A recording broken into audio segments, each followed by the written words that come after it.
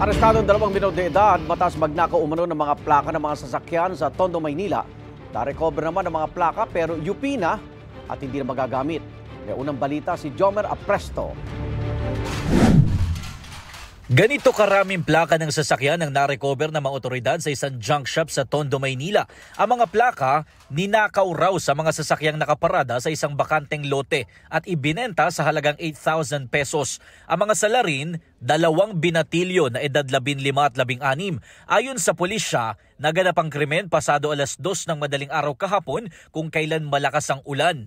So sinamantala nila yung kalakasan ng ulan para hindi sila masyadong makita kasi madilim din doon sa area kung saan yung parking. So nakaka-alarma po yung nangyari na yon dahil marami pong nag-report dito na mga may-ari po ng sakyan.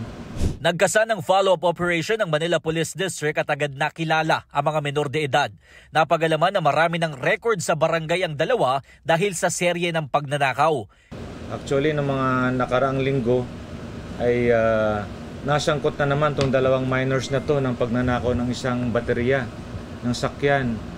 At hindi lang tinuluyan po ng may-ari po ng sakyan dahil po naawa po siya sa mga bata. Hinuli ng pulisya ang may-ari ng junk shop dahil sa paglabag nito sa anti-fencing law.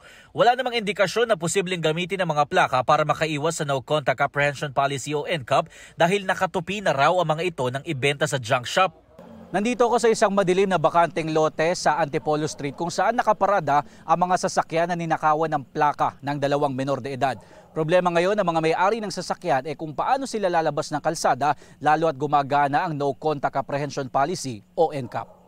Hindi bababa sa 12 sasakyan dito ang nanakawan ng plaka. Bagamat nabawi ang mga plaka, hindi na ito mapapakinabangan ng mga may-ari ng sasakyan dahil bukod sa sira na ang mga ito, gagamitin din itong ebidensya sa kaso.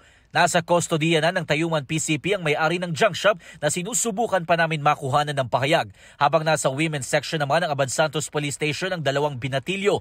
Hinihintay pa ang resulta ng kanilang dental aging test para masiguro na menor de edad ang 2.